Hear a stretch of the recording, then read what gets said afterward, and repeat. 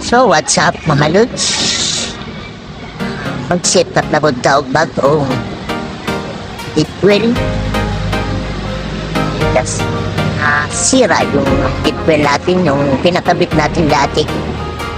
Hindi na pinalikan yung nagdidip. Problema kasi pag malayo yung kuha mo na tapos malalim yung hukay na abot ng 140. Malaking pera yung nasayang yung unang deep well natin. Kaya kuha tayo ng panibago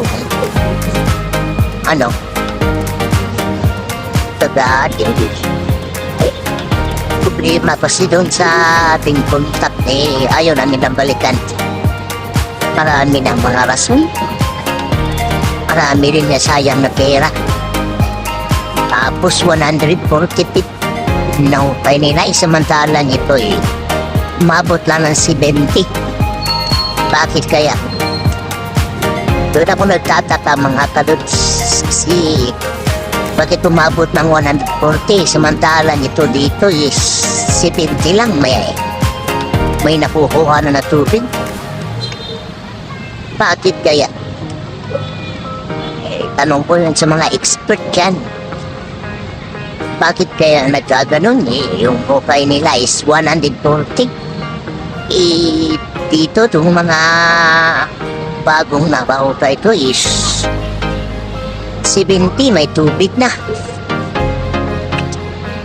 Mahirap talaga pag bertubo yung nila sukat para malaki yung tubig mapira nila, sinukat nila ng malalim.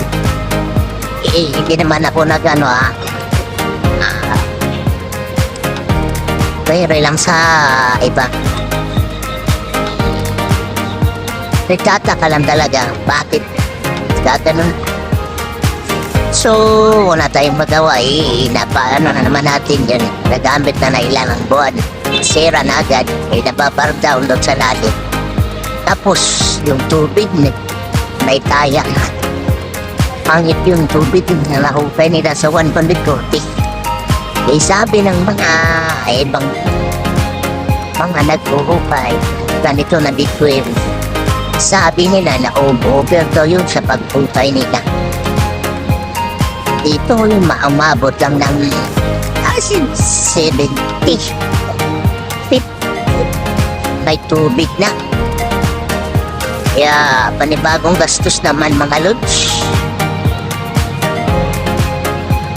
Ganun talaga. Hindi natin matatansya talaga bakit ganun. Dito lang malapit lang sa bahay, sa gilid lang, kumukuha sila ng tubig. May tubig na 70.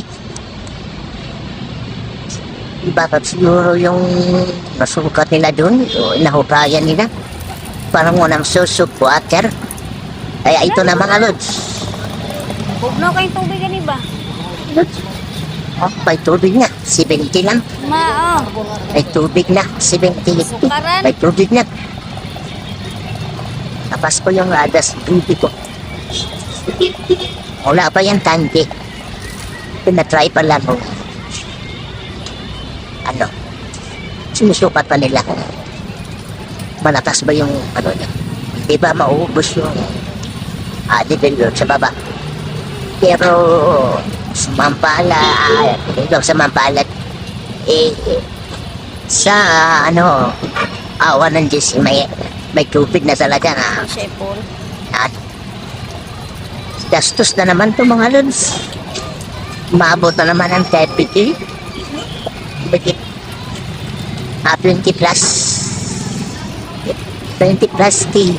Nagastos na naman. Panibagong gastos.